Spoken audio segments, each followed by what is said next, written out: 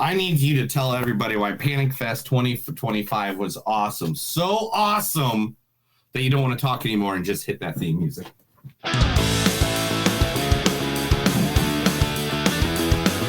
It's a show by Chris and Neil with all great movies. They are the real deal. We watch them all, so you don't have to.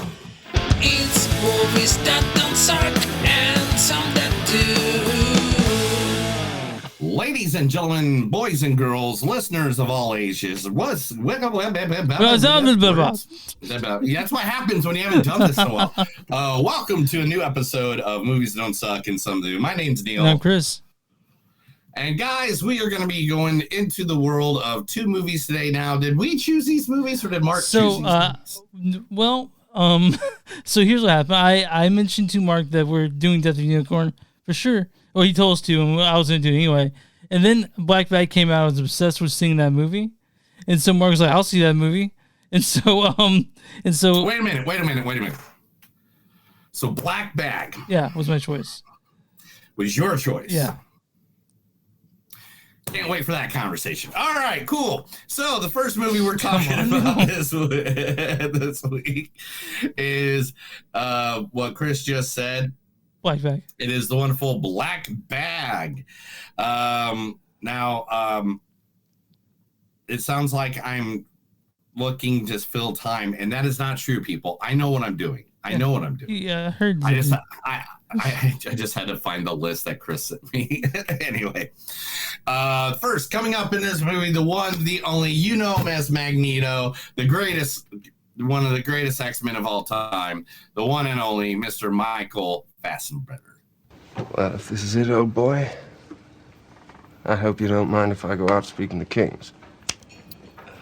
By all means, Captain.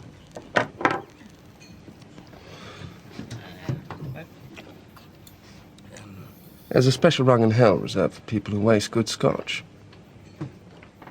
Seeing as I may be rapping on the door momentarily.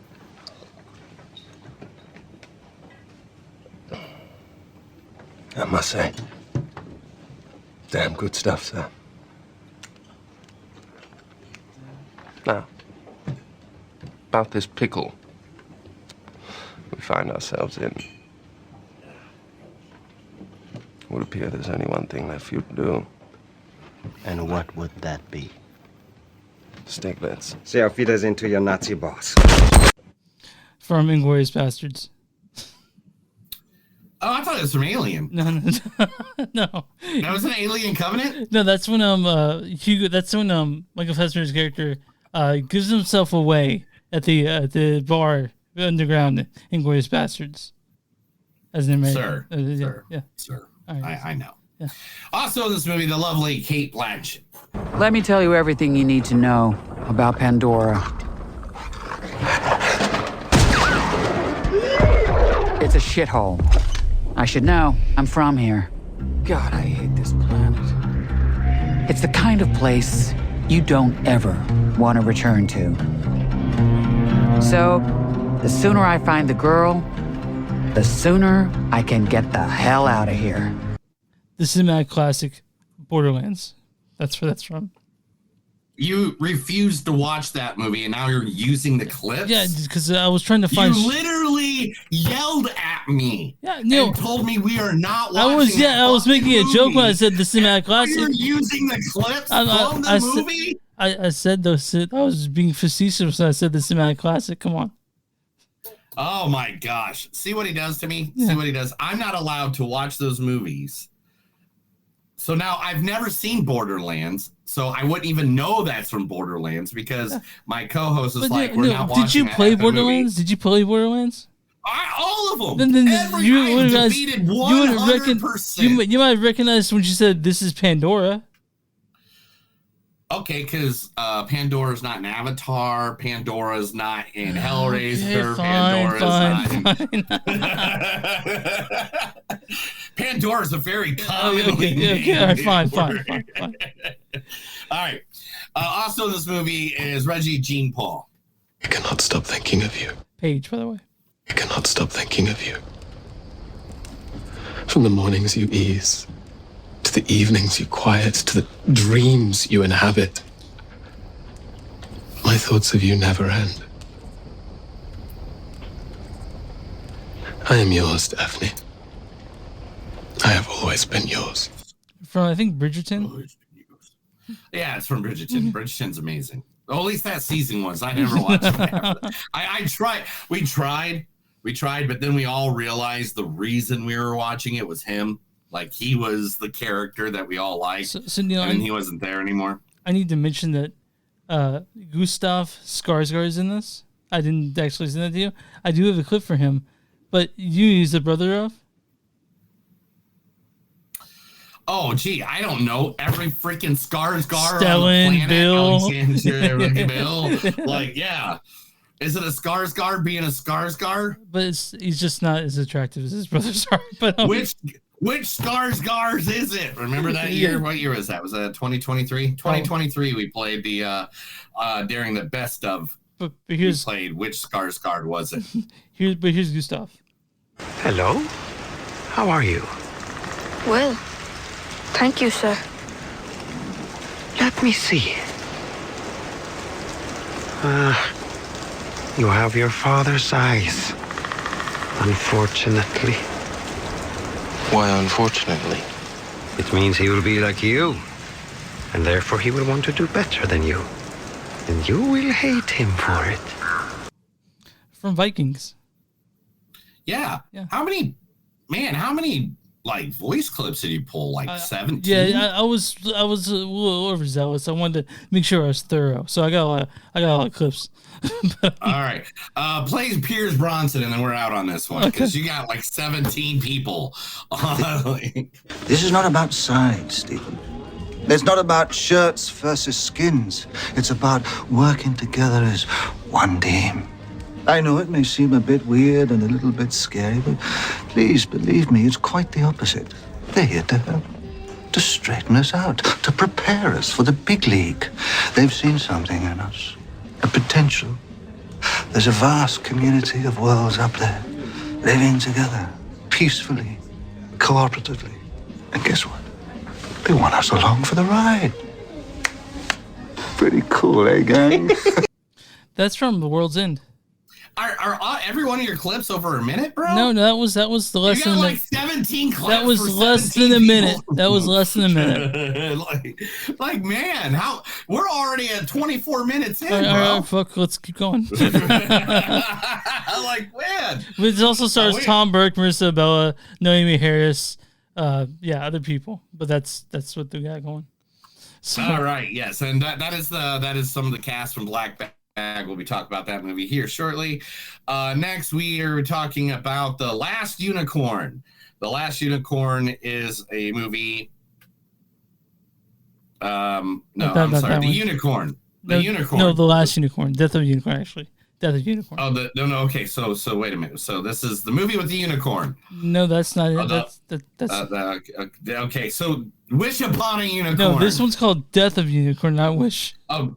Not Unicorn Store? No, that was a good one, though. We like Unicorn Store, but no, not that one. Not Little Unicorn. No, Death of Unicorn. I remember there being a little unicorn in this movie. Yeah, but not that one, though. Okay, so it's the Voyage of the Unicorn. No, dude. Not Voyage of the Unicorn.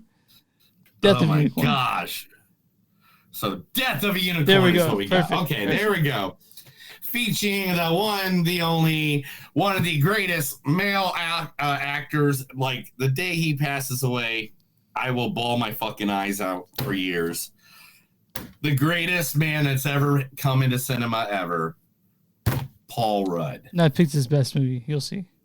I was only 8 years old when I saw him, but I was one of the lucky ones. I survived. Michael's work isn't done in Haddonfield, and soon, very soon, he'll come home to kill again. But this time I'll be ready. From Halloween, The Curse of Michael Myers. There's a Michael Myers. If you guys don't know, let me tell you the story really quick why he picked that. That was the opening film for Panic Film Fest that we just did, 2025 at the Screenland Armor. Yeah, the 4K remaster. Oh my God. I have, like, it was like it was like we were watching like Jim Carrey for the first time. Like that's what the laughter in that movie theater was like. All right, playing his daughter in this movie, the lovely Jenna Ortega. Sometimes intentions melt in the face of unexpected opportunity. If this was my chance to get up close and personal with a potential serial killer, how could I refuse? Are you really going to make me ask? Oh, absolutely.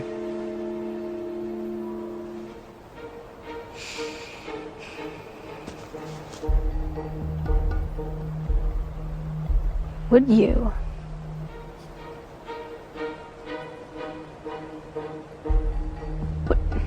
Would you possibly consider going to the Raven Dance with a certain...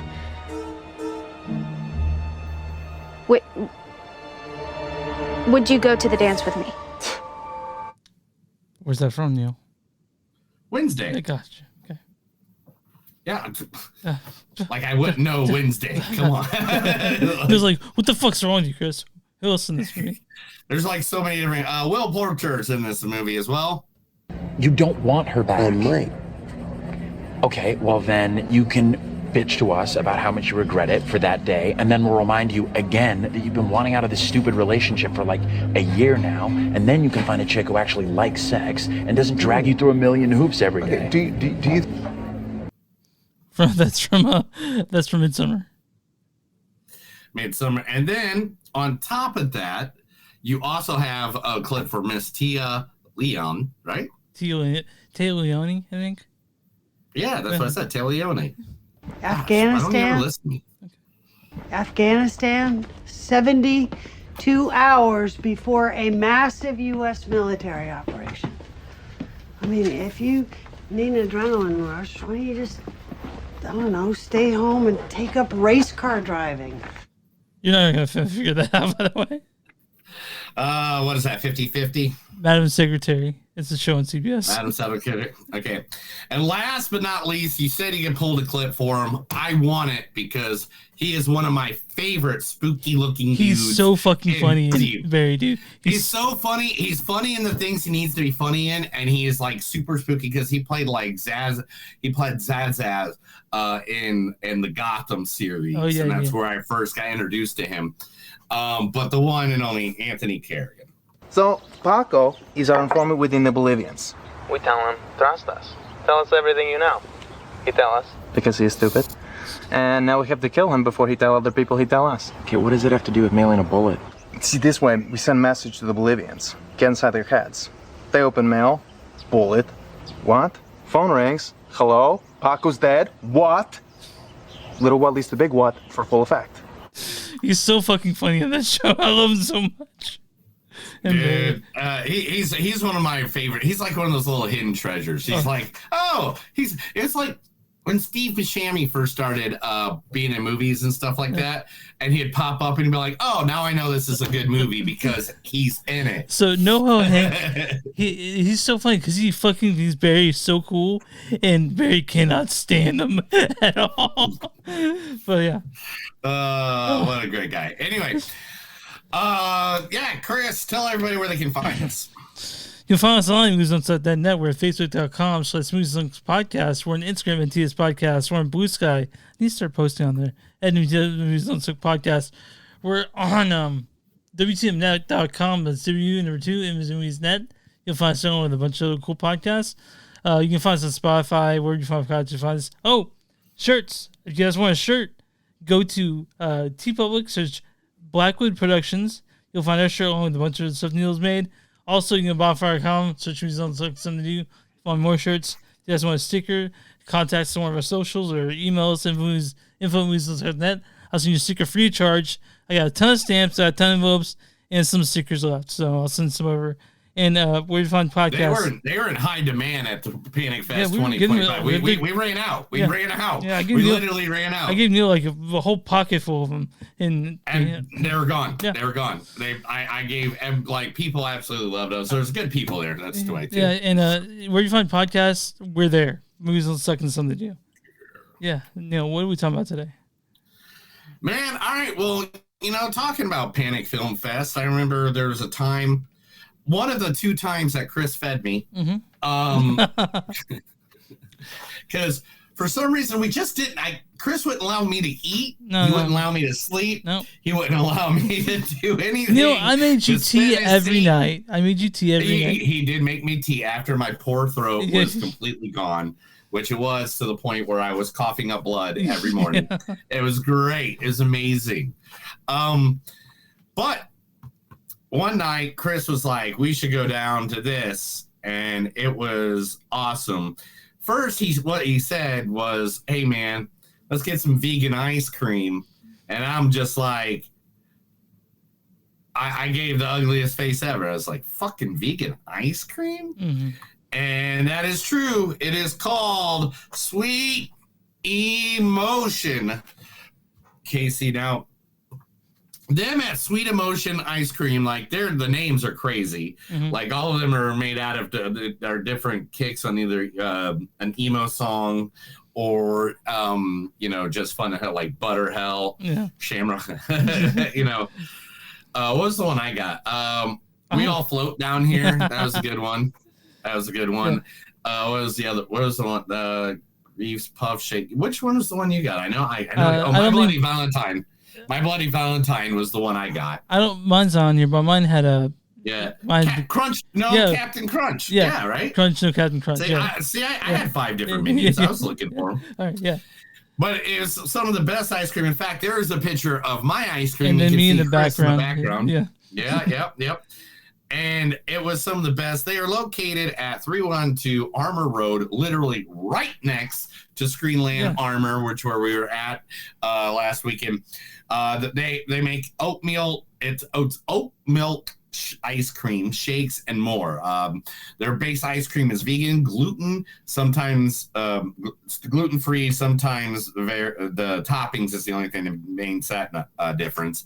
Nuts, it's only on toppings too. So it's nut-free, gluten-free, and dairy-free. So this is healthy, and it's good. Yeah, it was amazing. Freaking great. Yeah, you wouldn't even know. You wouldn't even know. That's vegan, yeah.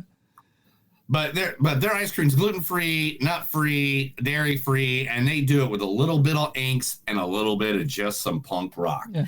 They are located right there. Like, seriously, look at this stuff, guys. There's like 7 of you guys here. Oh, yeah, look. Oh, yeah. Now you want some ice cream, don't you? You're like, I want some ice cream. Yeah, go Sweet Emotion. Get that ice cream. Here's a picture. This is a picture I took of why we're in there. There's a bar in the back, and there's this door right over to the side. There's Cyrus, by the way. Who is that? That's Cyrus in the picture. Whose brother? No, that's Cyrus. You were hanging out with him. Oh, yeah, I know Cyrus. Yeah. And then I think that's Bobby's head right there. Yeah. But anyway, you go through that doorway right there, and there's literally a live band playing. Yeah. So, like, literally, this is a great place. It's just on the north side of Kansas City. You can look them up at Sweet Emotion KC on Facebook, or you can go to their website, sweetemotionic.com. Yeah. So, Neil, quick question. Do you remember when we told the kids that were in Marshmallow about this place and how excited they were to get it? And then, oh yeah, they all went down and got it. I totally forgot about that. Yeah, we were coming out of one of the movies and they were walking back with Sweet Emotion ice cream. We told them about it, so I was like, yeah. They're like, yeah. They're like, yeah. It's like, why is this 45-year-old yelling at us? Yeah. Good times. Good times. Let's talk about a movie. All right, let's talk about Blackberry. Blackberry, directed by. I keep forgetting the name of it. Oh, okay. Directed by Steven Soderbergh, directed such things as Sex, Lies, and Videotape. Aaron Brockovich. A few of the Ocean's movies, and you guys don't know. You made it in Magic Mike. Neil Street movie Magic Mike. You directed that. It's all written by David Koepp. What's wrong with Magic Mike? You got a problem against Fluffy? No. You got a problem against Fluffy, bro? What are you talking about? Fluffy. Are you talking about Gabriel Iglesias? Yeah. Magic. What was he in that movie? He's the DJ. Okay, I had not seen Magic Mike, but apparently, yeah. And I had no problem with Gabriel Iglesias. I mean, that's why, because Fluffy's in it, man. All right, David Koepp was written by David Koepp, who's Steven Soderbergh's writing partner. This stars Michael Fassbender as George Woodhouse. Well, if this is it, old boy, I hope you don't mind if I go out speaking to kings. This also stars Gustav Skarsgård as Phil Meacham. Hello? Kate Blanchett as Catherine de St. Jean. Let me tell you everything you need to know about Pandora. Also, Regé-Jean Page as Colonel James Stokes. I cannot stop thinking of you. Naomi Harris is Dr. Zoe Vaughn. Sharon! And Tom Burke as Freddie Smalls. It's been a hard day. And finally, Marissa Bell as Clarissa DeBose. So what type of drugs? That's about everyone in this movie that you really need to know. Neil Walter did the storyline for Black Bag. Oh, shit, what's the name of the movie again? Black Bag. Why do I keep on thinking it's Black Box? I don't know. I have no reason. I don't know where your brain goes. I had Black Box pulled up. Yeah. I don't know why. All right. When intelligence agent Catherine Woodhouse is suspected of betraying the nation, her husband, also a legendary agent, faces the ultimate test of whether to be loyal to his marriage or his country. So Steven Soderbergh wrote this. He's an American. David Koepp is American. But this movie is very British. It's a very British movie. I thought I was want a really kind of tight, neat spy drama, and this really scratched the itch for me. So I was. It's kind of quiet. It's so well. It's such a well-rounded and smartly written story that I was engaged the whole time. Neil apparently has problems with this movie because he's looking at me like, what in the fuck? But the fact that it was an hour and a half, didn't overstay its welcome, it's tightly written. To me, I thought that is the best thing I can say about this movie. That it was an hour and a half.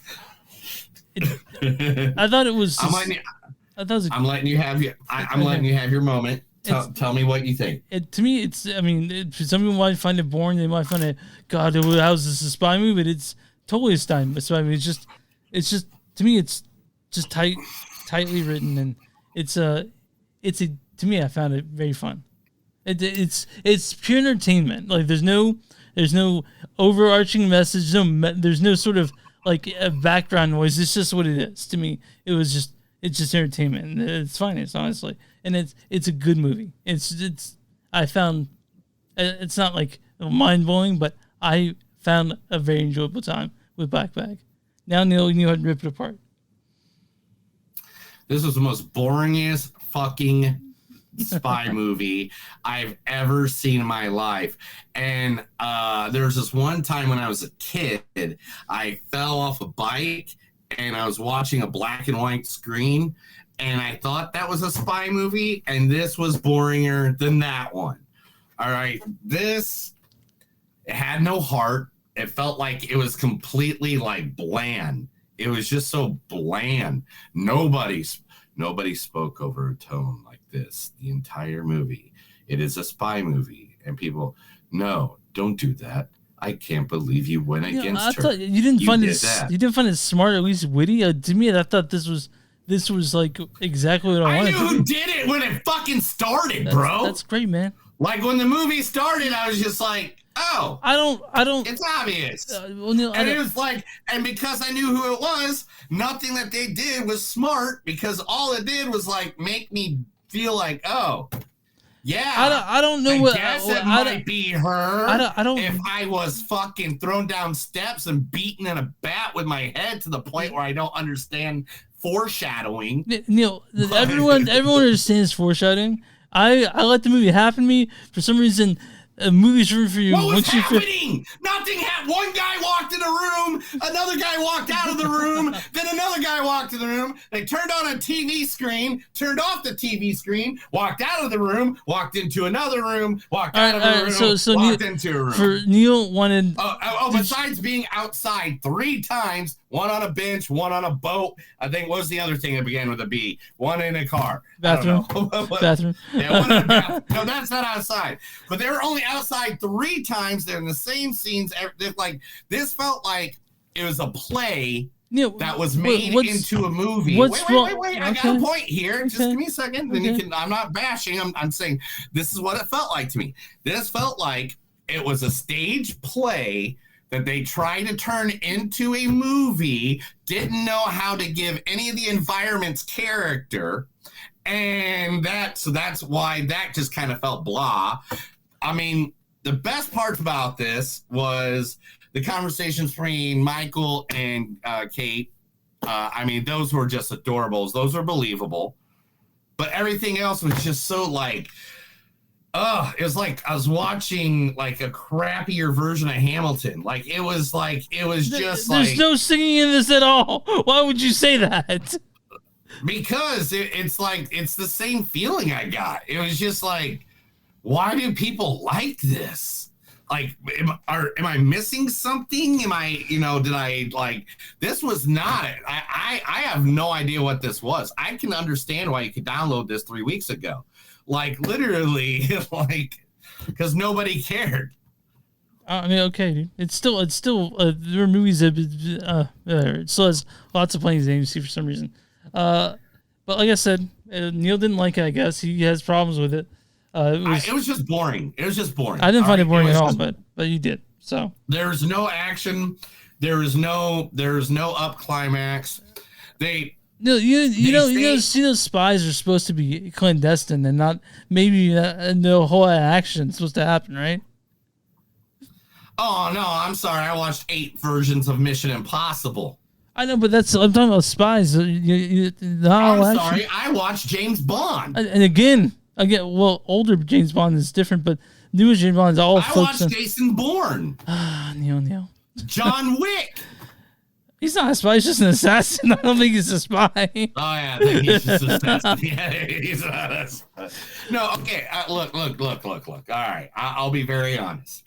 If you want to fall asleep in your recliner on a Sunday afternoon, this is a great movie for you, man. This is it. This is it right here. No, Neil, this is what was Tinker Tailor Toy Soldier Spy would have been, honestly. Because that movie's fucking boring as shit. And that's what I thought this was. Like I was so bored. Like, oh my god, what was that?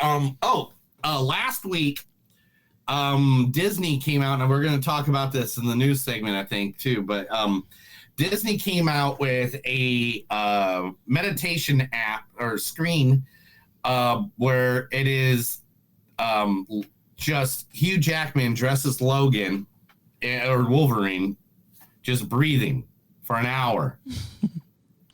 You found that would have been more entertaining. So I guess I'll go with us. I love all these actors too. You heard me give them all high praise at the beginning of this podcast. I love Kate Blass. I love Michael. I like everybody who's in this movie that I don't like. Not one of them. I love every actor in this. I am a big fan of. To me, it just felt flat. It just felt flat. I don't know why this couple's married. I don't know why they love each other. I don't even think they do love each other, to be pretty honest. And that's the thing. When you want me to get emotionally involved in a movie, you have to give me a reason to be emotionally involved. I like this movie. I thought it was smart. I thought it was smooth. I thought it was slick. But Neil had problems with it. I'm gonna give him a score. Okay, my score in this is a 4. I like this movie quite a bit. See, mine's a 4.5. This movie came together. No, I'm just kidding. It's not. That's me just joshing you. I gotta give this like a 3 because, like, literally, I'm gonna tell you, dude. I watched it 3 times. I watched it 3 times to try to get something out of it. Well, that's a lot. That's a lot of time to put a movie you didn't like the first place. But No, I didn't. And because the first time I watched it the day after I got back from Panic Fest, so my throat was still sore. I didn't feel the best. I was like 100% like maybe it was just me. Maybe I wasn't in the mood and stuff like that. So then I went back and I saw it again, and I was like, all right, maybe I missed something. Maybe I didn't pay attention. Maybe I had my phone in my hand and I missed something and stuff like that. It's like, okay. So then this got a little extended out because of everything. And I was like, I'll just watch it again just to make sure I watched the right movie. Maybe I missed the movie and then I walked out halfway. Okay. I was like, no, same one I saw the first 2 times. So that's why I gave this movie a lot of effort to try to make it like I want to like it. I want to like it. Let me love you. And it didn't. It didn't want me to love it. Well, this one took me as its lover and gave it to me good. But I'm on Rotten Tomatoes like her. Also, which just reminds of 4. Neil's a 3. And then Neil says like, I'm surprised not giving you 2.5, which should put it in the suck category. No, I'll give it a 3. I mean, there was good scenes between 2 actors. Kate Blanchett and Michael had a good one. Paige and Fassbender had a good one together. Like Pierce Bronson was cool for the minute that he was in it, but like it didn't feel like it glued. All right, man. I'm on Rotten Tomatoes account now. What's the audience score for Black Bag? Audience score is going to be 73%. Really close, 70%. And this is the audience says Blanchett and Fassbender excellently set up a play of intrigue in Black Bag, a solid Soderbergh intrigue that is challenging to follow at times. It is mostly a satisfying match. All right, Neil, what's the critic score for Black Bag? They're gonna give it like 81 or something stupid like that. At 96%. Critics' consensus is sleek in design, spiked with dry wit. Black Bag is an exemplary espionage caper that lets movie stars like Kate Blanchett and Michael Fassbender do what they do best: light up the screen. So I'm gonna read a bad review and a good review. You better read it. This is from Yasifer Medina of Cinephilia. He says, "Yeah, I suspect the Soderbergh thriller ends up being a superficial effort about trust between spies. One that is not able to engage or excite in its 93 minutes." That's how Neil feels about it. And then 94 hours. And this is gonna be let's do your mom. This is Sebastian Zavala Khan of Cinto. He says, an intriguing film that makes the most of its talents of its great cast, develop a mysterious, dark, and unpredictable narrative that knows how to gradually feed the viewer with true, false, or partially reliable information. Yeah, man. I like this movie. Neil was not the biggest fan, but he concedes there are some okay scenes. So Black Bag, it's still showing a lot at theaters. Lots of times, I think this is one that's going to get more. To me, it's I think it's streaming now. If you want to see it streaming, but yes, you can go see it a million times or try to watch it a million times, like other people tried to, and to see if maybe you like it, and maybe then question your reality of what's going on in the world today. People fighting, feuding, looting. It's okay. Let it go. Let the good times. So it's nothing about music. Never mind. Hey, Chris, time for the news.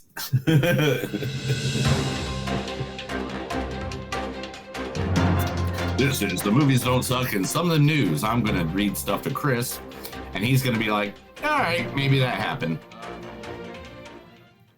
All right, Neil, hit me up with that news. All right, well, let's talk about the biggest, saddest thing that happened since me and you have talked last. We're going to get this one done and other one. The Batman that was better than all other Batmans except for Adam West, Michael Keaton, and, Ben Affleck. That Batman, the man who all told us, I'll be your Huckleberry. The one who took acid in the middle of the desert so he could tell everybody he was the Lizard King, the one and only. Val Kilmer passed away. why we were out there. He was the Iceman to our Maverick. He is the man that did everything over years. He was the Elvis to our mental stable. He was the one that shot us down in heat. He is the one that called the camp and told him that he would save the baby because he needed money. And the one and only Val Kilmer, one of the best actors of all time, passed away. He was fighting throat cancer for years. Yep.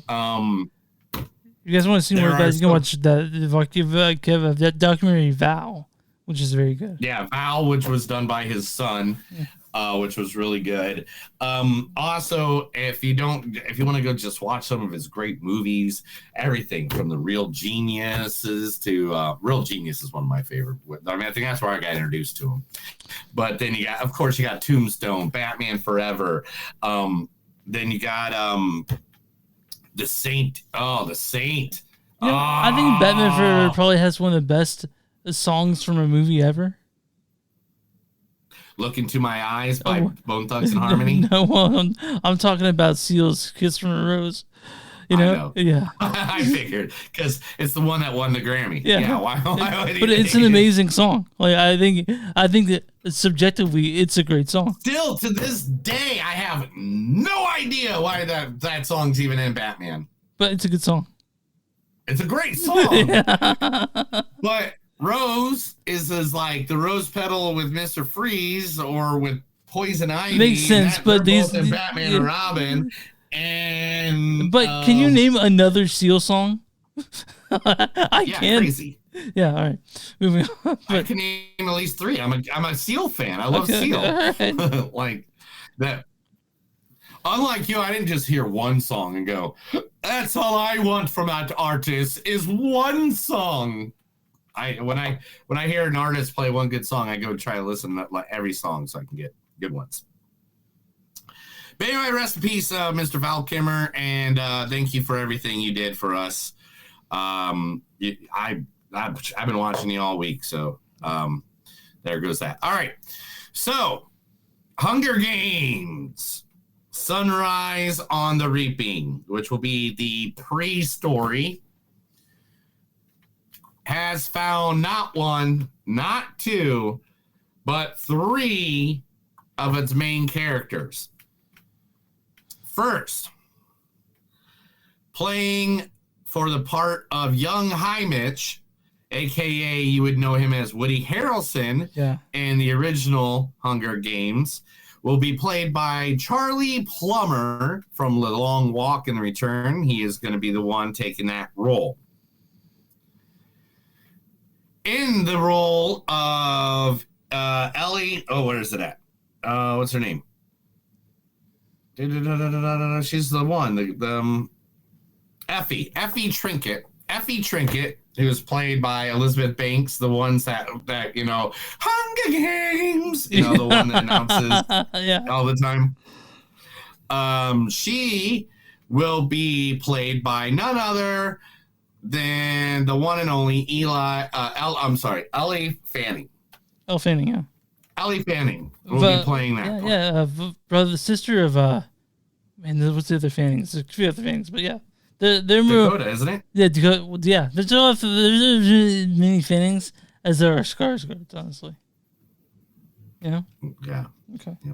All right, fine. And last but not least, to take over the role of President Snow after the great Donald Sutherland passed away last year, none other than Voldemort himself, Ralph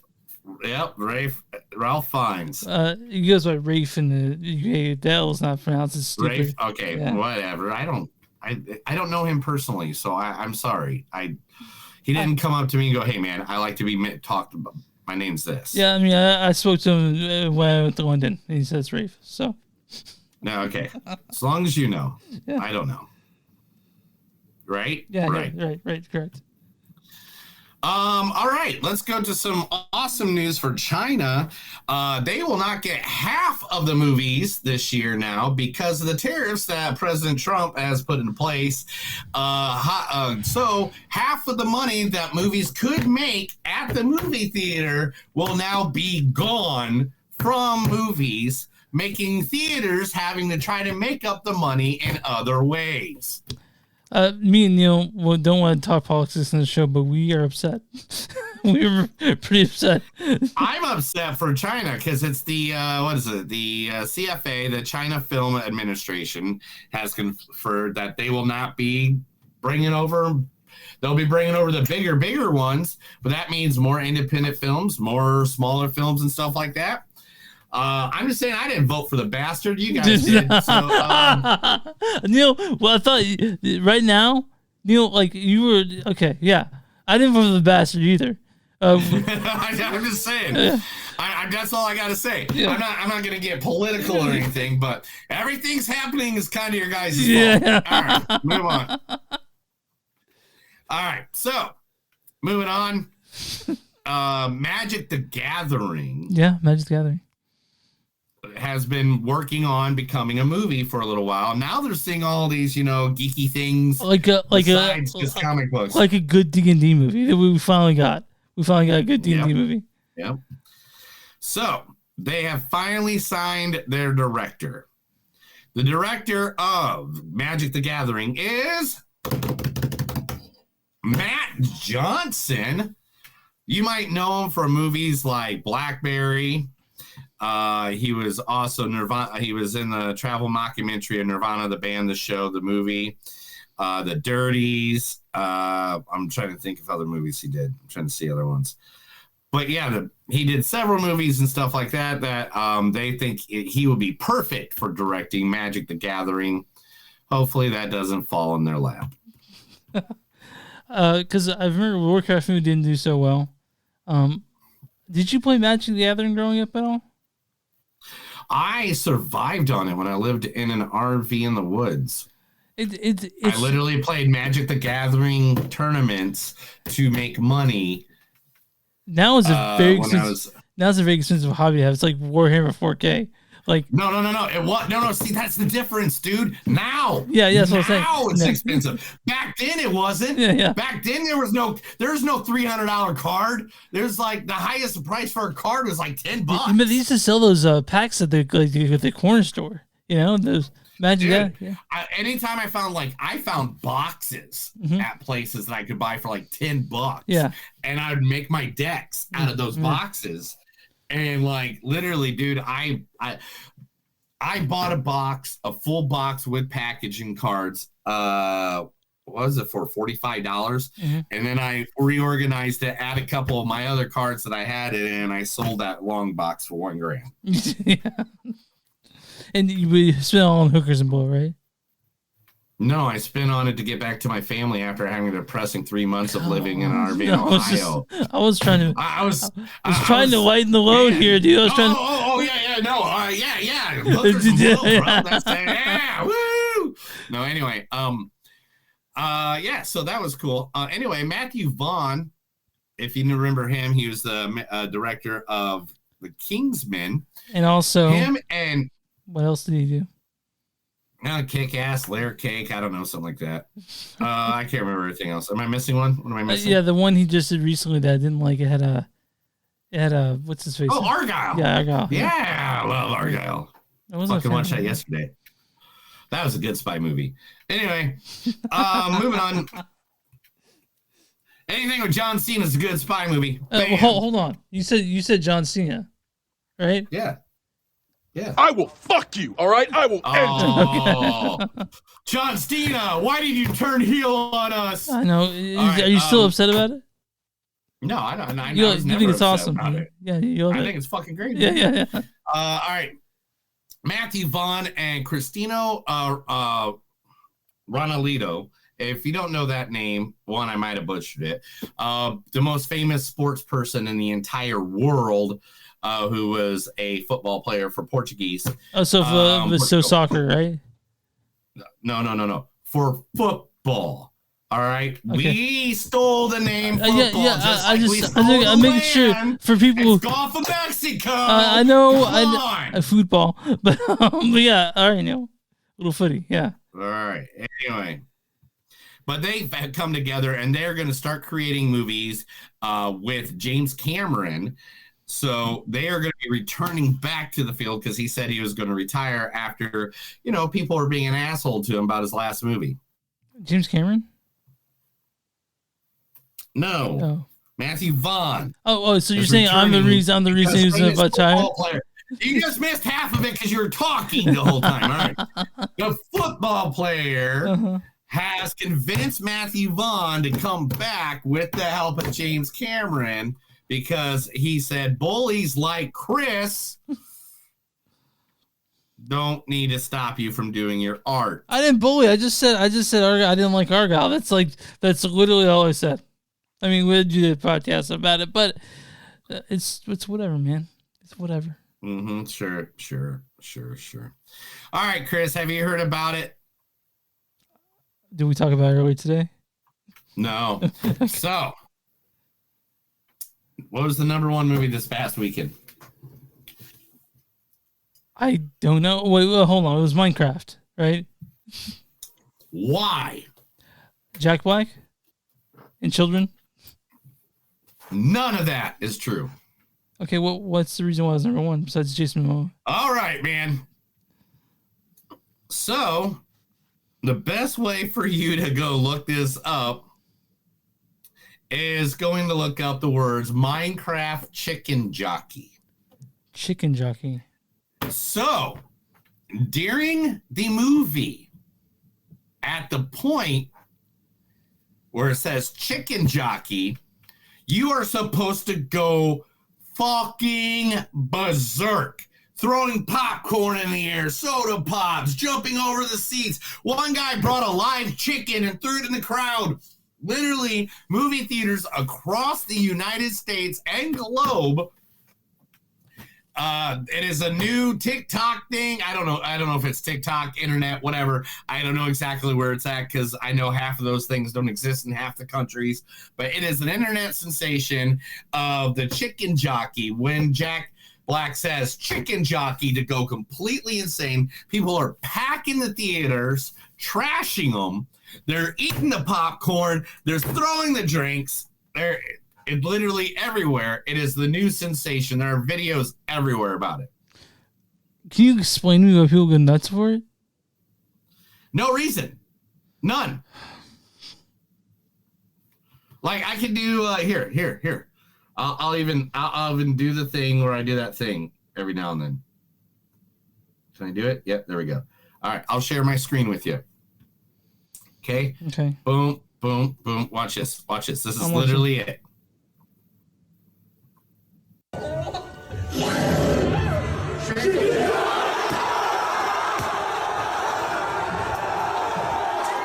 There's the guy holding the chicken. Yeah, I feel bad for the person that's in the theater that has to clean up after that. Oh, dude, especially since it's only like 16-year-olds that don't get paid diddly squat. I know. It's so.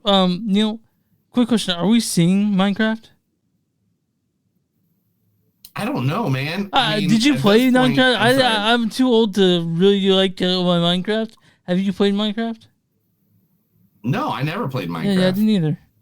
We'll see. I tried it like 3 or 4 times. Okay, I tried it like 3 or 4 times, and I was like, if I want to do a create a character thing, I want to do it like either in Fallout, or I want to go make pro wrestlers, and that's just my thing. That's just me being me. I'm not against it. I think it's very cool, happy. but I think it's for kids. It's cool, and I get it. You can create your own universe. Yeah, I think it's for children though. Who doesn't want to create their own? I mean, we played The Sims. Did you not have a Sim house? I had like 17 Sim houses. I had a Freddy Krueger Sim house. Was really I had a RoboCop futuristic house. Sims was fun. Did you play Stardew Valley? Yeah, Stardew Valley's the shit, dude. But yeah, see, there we go. So we've done it. It's just Minecraft is past our generation. Yeah. But I don't know if you want to go see it. I'll be more happy to see it. But I don't really want to see that. Okay, well, we'll see it when it comes out on. We'll see it when it comes it's out. Streaming, yeah. But right now it's associated. Right now it's on track to be the number one movie in 2025, which is insane to me. I had no clue. I know. I mean, hey man, way to go. If it does, it does. Hey, who am I? Yeah. You know, the last movie you thought was a piece of art, and I thought it was shit. So who am I to judge? You didn't get a bad rating. Anyway, Terminator creator James Cameron is now getting slammed because he has changed his stance on AI. Because he says the only way for Hollywood to survive is to cut the cost of special effects, which is by using AI. Fuck you, James Cameron. Don't say that. Don't say that. Why would you say that? But it's the truth. Neil, you cannot be good for this. Why? I get it, but at the same time,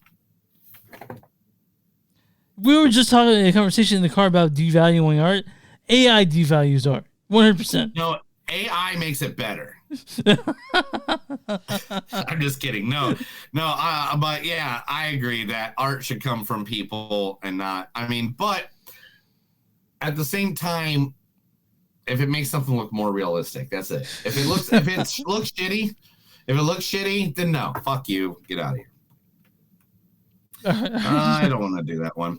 A movie that we all been waiting for is coming out sooner than we thought. Yeah, that's right. We've been waiting it for years, and here it comes.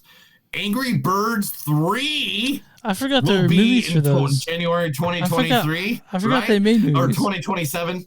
January 9th, 2027. And we liked both of them. We didn't see anything from the show, but I guess you liked them. Yeah, we did. No, we didn't, dude. I would have remembered seeing we Angry saw Birds. The first one. We did not see Angry Birds for the show. I know we didn't. We saw Angry Birds for the show. Find me that episode after this, and we'll talk about it. I don't have that much time. You do it. Really, that's 3 episodes out there. Talking about sequels, another sequel has been cast. That's right. The sequel, Dune 3 Messiah. The Messiah has been chosen, and he is one with the night. He is the one that glimmers when you tell him you love him because he is centuries old.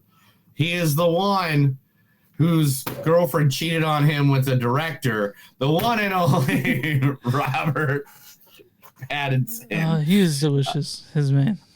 He is a good man, but Robert Pattinson will be the lead, be the main character in Dune 3. Now, people are expecting that Batman 2 got pushed out. Did it? Nobody's saying anything. Oh yeah, I forgot. After Loose Lips fucking after Loose Lips Holland just said shit. The companies that have IP are saying nothing. Like you can't say shit about it because Tom Holland's out there just talking shit, and they're like, "Oh, we can't tell you. You won't know what you're shooting till day of now." So, you know. Yeah, I mean, the weird. It's all your fault. Yeah, obviously. There's a lot of sequels happening. I'm trying to get everything up that I want to talk about, so I can just go through them really quick. All right, so that's that. We already talked that one. You saw the Naked Gun trailer. Yeah. I sent you that one. Yeah, that was cool. I thought it was really funny. I was really happy about that. All right. Who's replacing OG's character? All right, I'll do I think. All right, I got one original movie. Okay. Oh, no. And the rest of these are all sequels. Okay, that's fine. All right. The one original movie is going to be talking about, since, Lego movie came out, Barbie movie came out, Minecraft came out. Battleship came out, too. Flaming Hot. The movie Flaming Hot came out. Yeah. Right? Yeah. So why not talk about the Founder came out with Michael Keaton, right? Michael McDonald's, right? So why not figure out how Hershey's chocolate bars were made? That's right. We are getting a movie. At Apple TV's The Studio. This sounds like it was a joke on April 1st, but it really wasn't. This is not. This is true. Even so, the idea Variety reports that Mean Girls and Freaky Friday director Mark Waters has signed on to direct Hershey, starring Alexandria Daddario, Finn Wittrock. The movie will follow the life of Milton Hershey, played by Wittrock, and his wife, Kitty, played by Alexandria, as they create the iconic chocolate brand and the various endeavors by the couple, including the founding of the Hershey Industrial School in 1909. Okay. That might be interesting. Yeah. That might be interesting. That actually sounds like a really cool period piece. Yeah. And they can make it fun, or they can make it, suspenseful. Yeah. I feel like that's good. Yeah, I mean, it could be definitely fun. I mean, I definitely see that. Yeah, I mean, All right. So, what order should Neil go in these? Because some of these are more serious than the other ones. All right. Shudder will be releasing Dracula sequel from the same guy who wrote The Black Phone and Nosferatu, the series about the vampire in the car. Okay. What are you looking at? I was looking at Alexandria Daddario. I thought she was in something that, but yeah, I remember her now. Sorry. Yeah. Okay.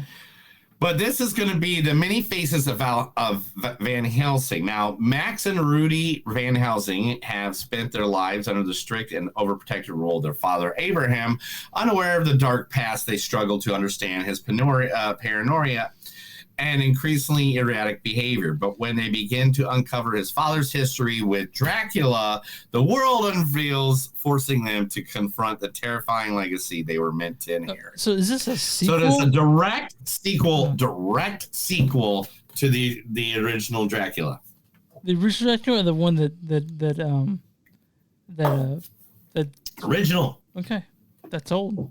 That's like Bela Lugosi. Yeah. Bela Lugosi. Yeah. Vaunted, yeah. Go ahead. Talking about sequels, the most anticipated action movie sequel of all times with the great Jake Gyllenhaal.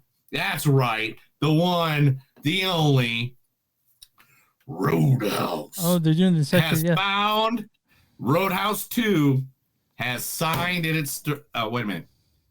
Let's see if I can say this where you can figure it out. Okay. They have snatched up the right gentleman for their movie to be the head director. It's a little bit of train spotting, and sometimes people might call him a little crazy, like Lock, Stock, and Two Smoking Barrels. So you think it's just Guy Ritchie's going to direct it? Guy Ritchie is the director for Roadhouse 2. That's cool. Guy Ritchie. I mean, we really like the. We really liked the last movie you saw of his. Well, also he did Sherlock, and I love the fighting scenes in Sherlock with Robert Downey Jr. Yeah. So like I hope that's the way he films it, like, because they already did that weird filming way of doing it for the last for Roadhouse. Right. Death Stranding is a video game that is finally going to be made by A24. Has now just bought it. I'm playing that game right now. The game stars Norman Reedus and Leah Stokes. They are now the director from A Quiet Place Day One and the movie Pig. Oh, Pig. Michael Samosky is going to be the one to write and direct it for A24. So is Norman Reedus going to play the role he played in the game? It doesn't say that, Chris. I gave you the info I had. But I've been playing Death Stranding. I just I've waited forever now playing it. It's very cinematic, so I can see this translating well to be a movie. Damn. The movie he just got wrapped is called The Death of Robin Hood, starring Hugh Jackman, Jodie Comer, Bill Skarsgård, Murray Bartlett, and Nona Jep. Is it a comedy? I don't know, man. All right. Doesn't say. I'm just saying it's one sentence. All the information you had was what I got. Okay. All right. The long-awaited sequel is finally coming to an end. Finally, the third movie, so that can be closed into its awesome trilogy, a movie we have waited 6 years for.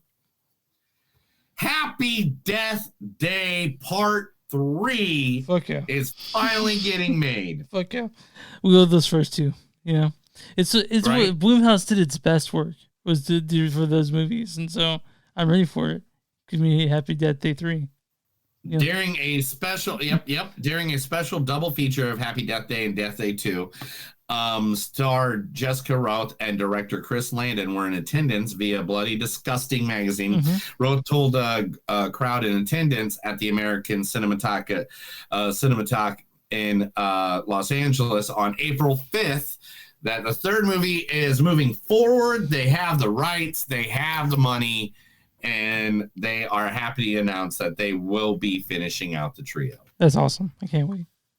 Those two, they're just so fun, you know? We got two more, Chris. Are you Two ready? more. I'm ready for it. You're late on me. All right. These are both sequels. Oh, no. I'm like, why? Okay, all right. Neil, that's how I am with most sequels, so honestly, like, really? We need a second one of this? Netflix has bought the rights to one of the most popular movies of all time and is creating a sequel to it. That movie had actors like Margot Robbie, Margaret Qualley. What was that? Margaret Qualley? Was that her name? Margaret Qualley.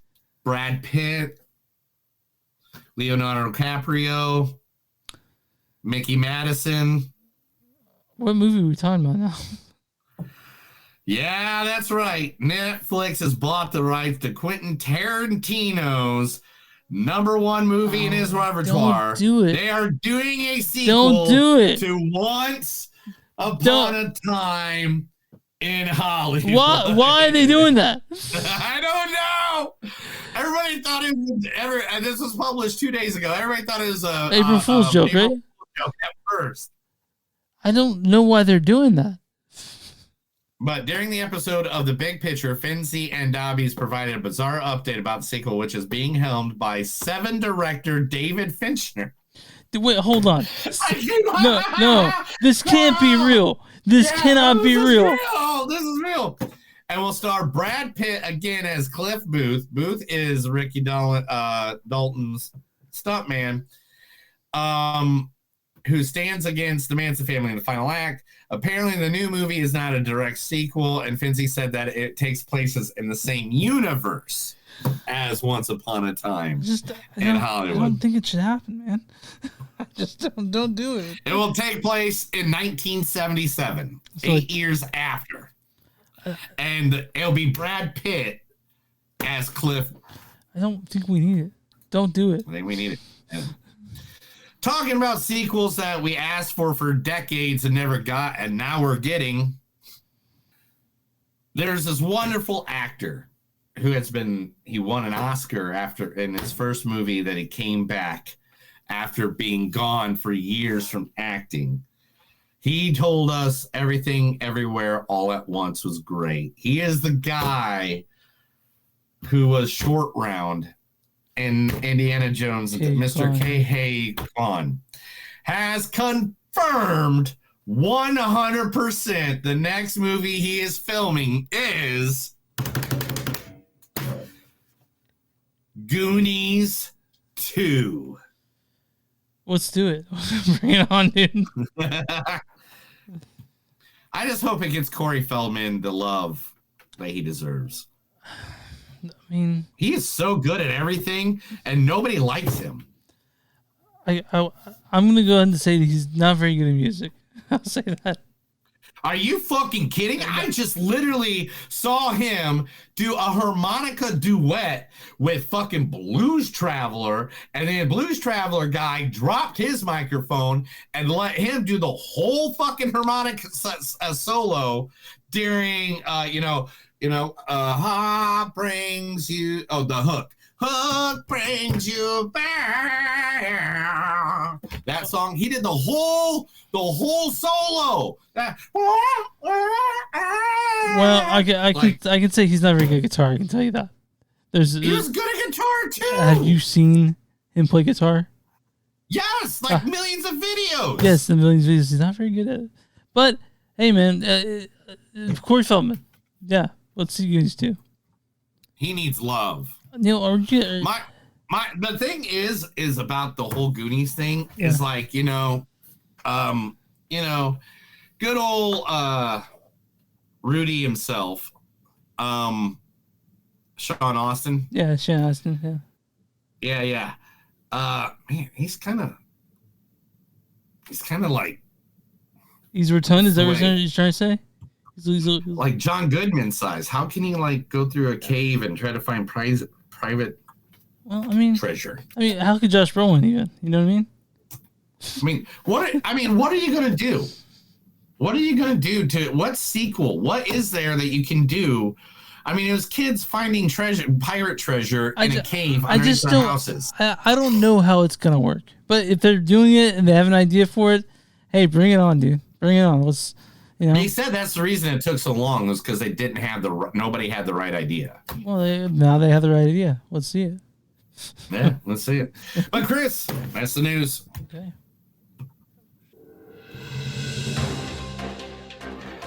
That was the movies don't suck and some of them news. I read a bunch of stuff to Chris because we missed a bunch of stuff for weeks because we were too busy getting drunk at the bottom of a pool.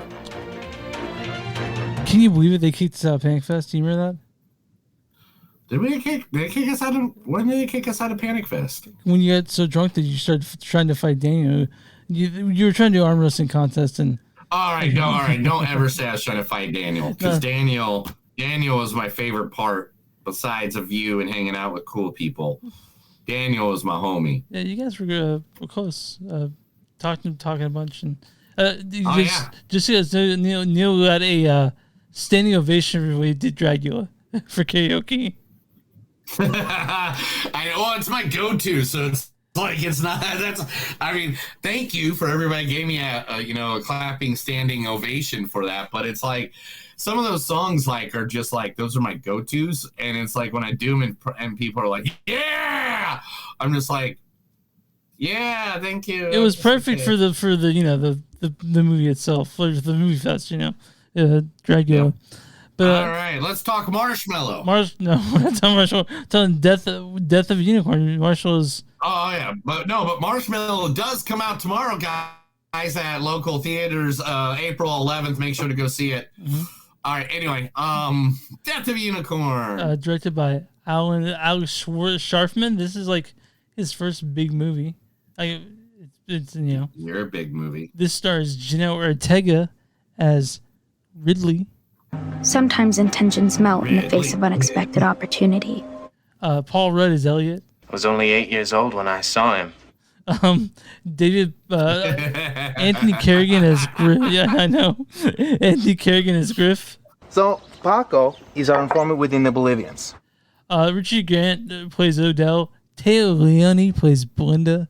Afghanistan, 72 hours before a massive U.S. military operation. Will Poulter plays Shepard. You don't want her back. I might.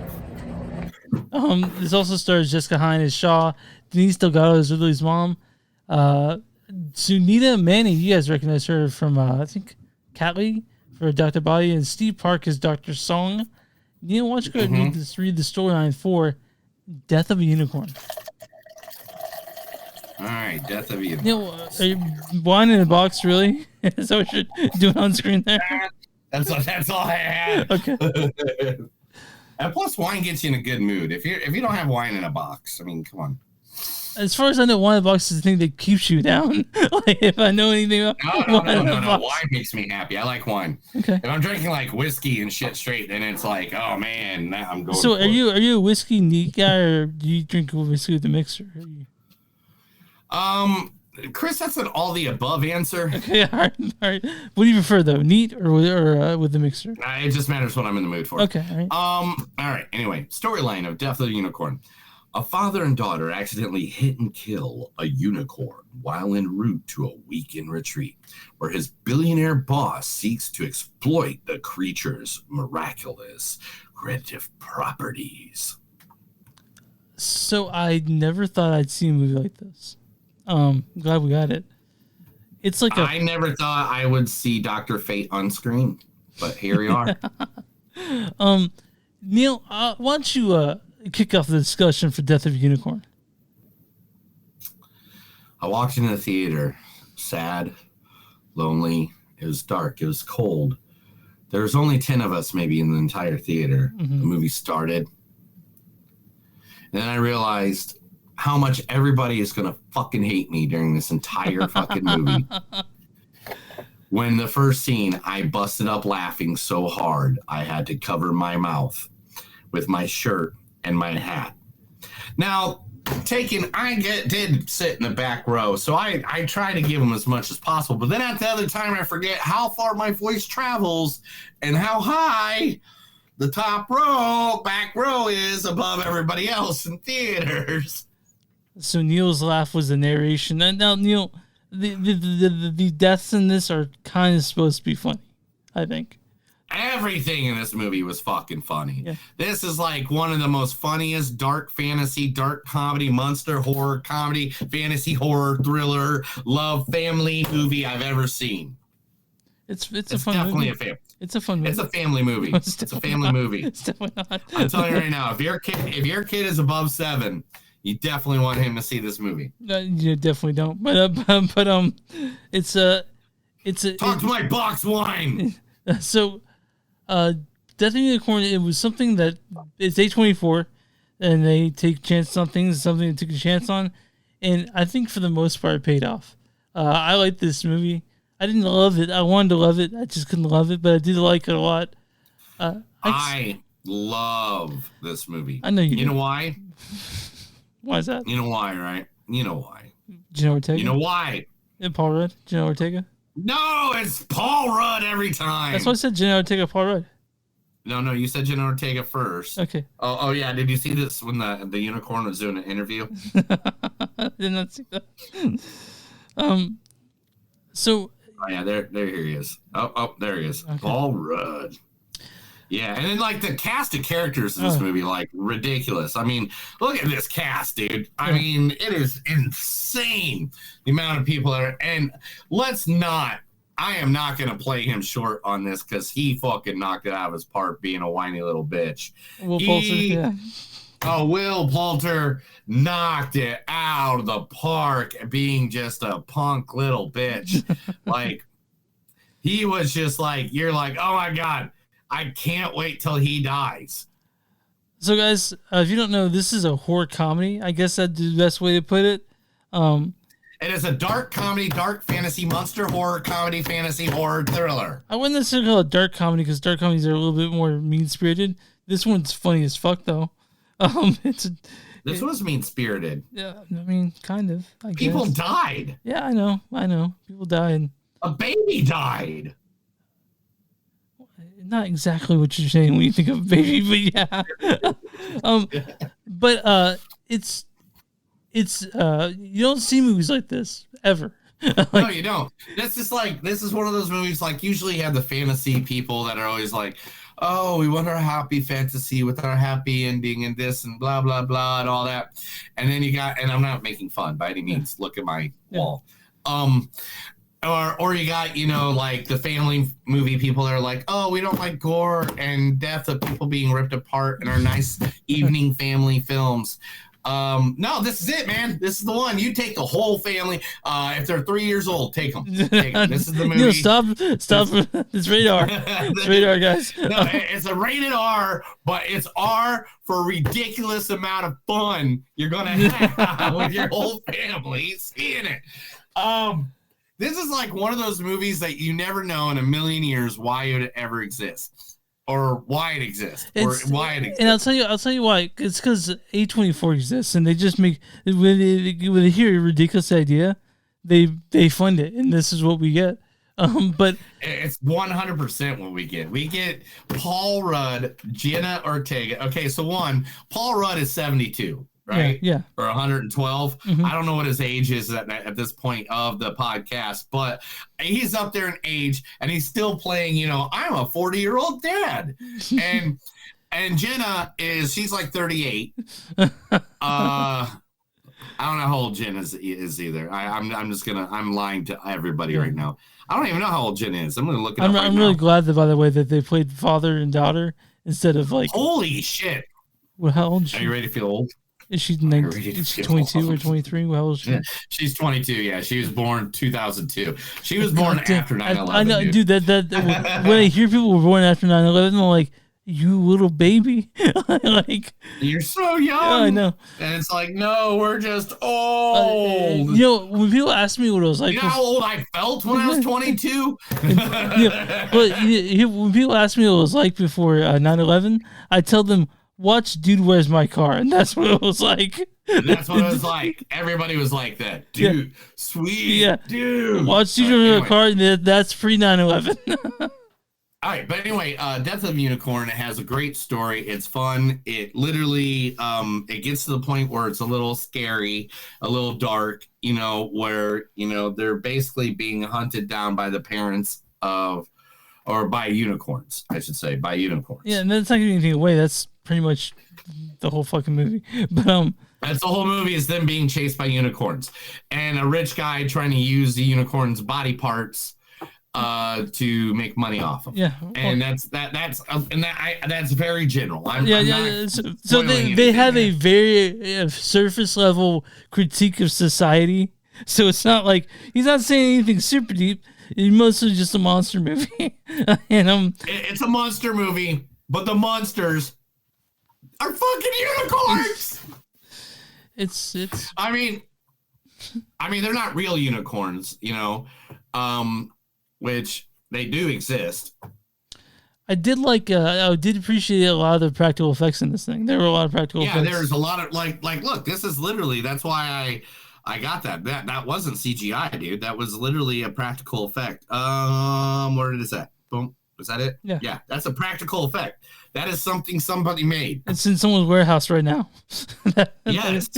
I hope it's in their foyer. I don't want them in a warehouse. Oh, you want it on the wall. Yeah. I want that like right next to my door when people walk in and go, what the fuck? And I'll be like, yeah, you like my unicorn? Yes. And it's not the unicorn you see on the Lisa Frank binders. It is, you know. No, it's like the unicorns you see at the zoo. Yeah, at the zoo. You're going to see the zoo. But Death of Unicorn. That's literally my favorite thing is seeing unicorns. We can explain this, this whole thing, and you still have no clue what you're getting into walking in the theater. No, it's one of those movies that it's just, if this isn't in my top 10 at the end of the year, I have no idea what could be there. This movie is like one of the most rewatchable movies I think I've seen so far this year. So I think I was building up a little too much, so I was let down a little bit. But I like this movie, you know.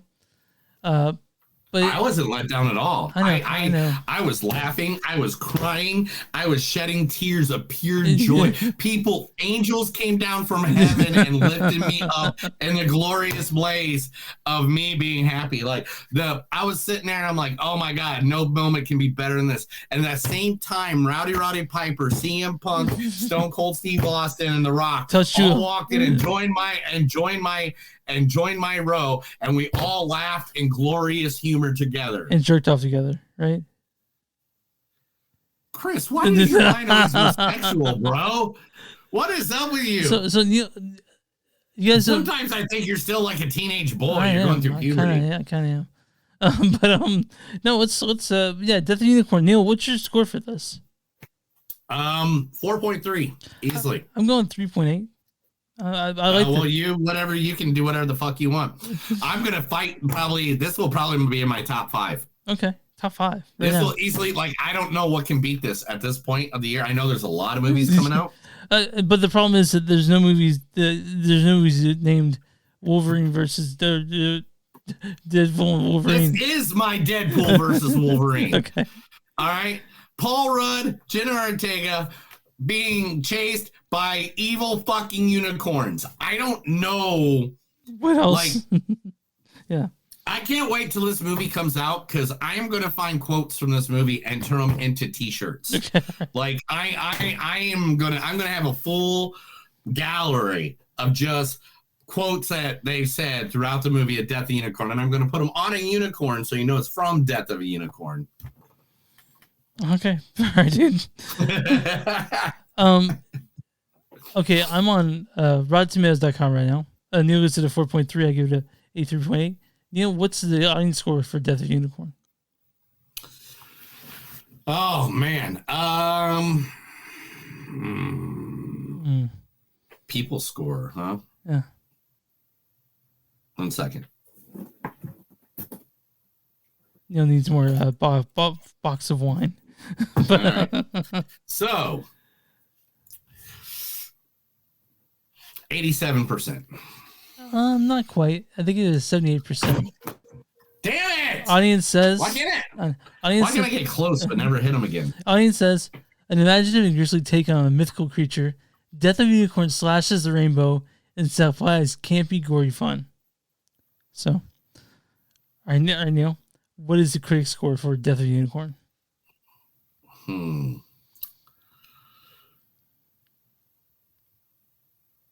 68. 54%.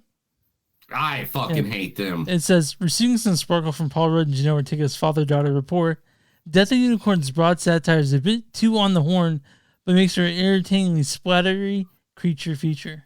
And me and Neil said this was a monster movie. And whatever. I'll read a bad review and a good review. It says, right here, this is from Kevin Marr of Times UK. It says, Ortega, as Elliot's disaffected daughter Ridley, seems to have wandered onto the set from a different, far more subtle movie about grief and adolescence. She hasn't received in the middle of this film, instead is appalling. What the fuck? Kevin Marr has no sense of fun, apparently.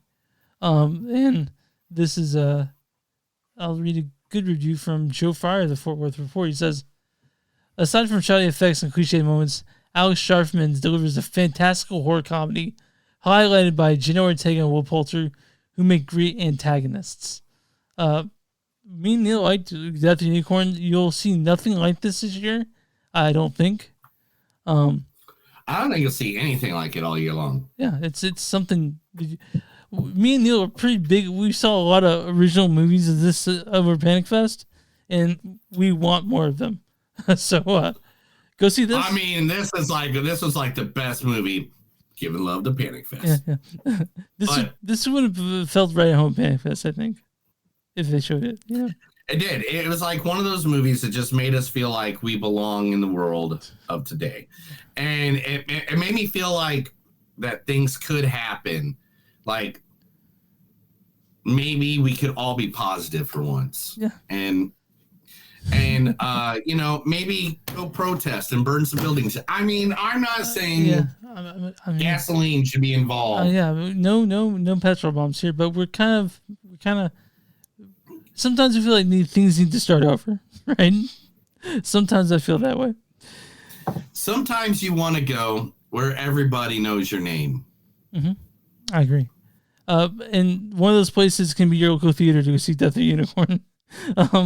Both these movies are actually in theaters. Me and Neil actually did the 2 theater movies because we had time off also. Right. But guys, when we go into this Sunday, we'll announce the time where, but we are going to be doing some Panic Fest eccentric episodes coming up. We have a bunch of Panic Fest ones coming out. We fucking watched. Chris made me watch 142 movies.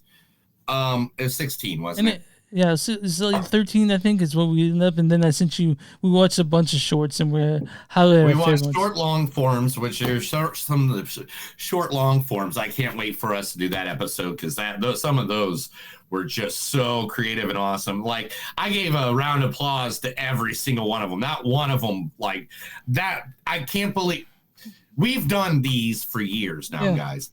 This is the first year I think that not one short long or one short long form, like long form short. I don't know what the hell you call it. Long form short. Long form is short. So it's like below 30 minutes. But you put long at the beginning. It's like one of those times when a guy goes, "Hey man, I got a long but a short." Wide, but not long. Yeah.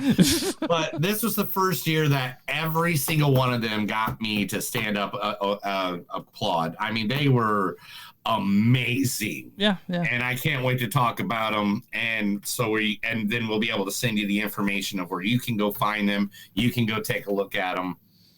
I mean, they're going to be only at the festival. So, but we do come up and Chris, there'll be places people can go find them. They're not just going to make them and not be able to have people be able to watch them. Yeah, yeah, but okay, we'll talk about this later. Yeah, next Sunday we'll be back. Don't interrupt me in my box of wine. Right, yeah.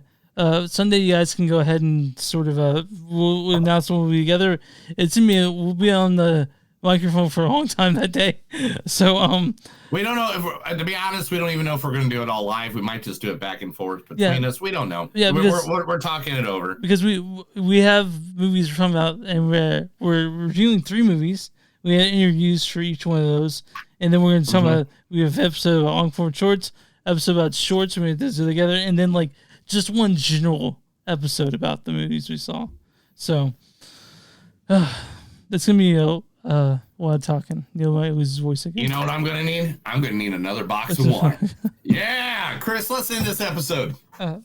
Okay, guys, my song movies on suck.net. We're at facebook.com/podcast. We're at Instagram at GS Podcast. We're on Blue Sky at Movies on Suck Podcast. .bluesky. Whatever. We are on WTN.com. It's W2, and it's Movies.net. You'll find us there on a bunch of other podcasts. You can find us on YouTube, Spotify, everywhere you find podcasts. You can find Movies on Suck. If you guys want a sticker, contact us. I'll send one over. Then also, if you guys want merch, go to Movies on Suck. Go to search of Blackwood Productions at TeePublic or Movies on Suck. And something to do search that on bonfire.com. You'll find stuff. We're everywhere. You know, what are your small businesses? If you got a small business, hey, send us a message, send us an email, send us any kind of message. Go to Chris's house, tattoo his forehead in the middle of the night. We don't care. Give us that information, and we will put your information right here to our thousands of listeners, our millions of followers, right here on Movies Don't Suck. Yeah, and if you guys have my forehead, I can just do like, see? Yeah, right there. Dude, he's all about the tattoos, so it's cool. All right, Neil, you ready to get here? We got to get a matching tattoo. Yeah, maybe. No, there's no maybe. We're going to get a matching tattoo. We're going to come up with an idea, and we'll be on a buttock. All right. A buttocks? No, anyway. Let's get out of here. That was another episode of Movies Don't Suck and Some Do. My name is Neil. And I'm Chris.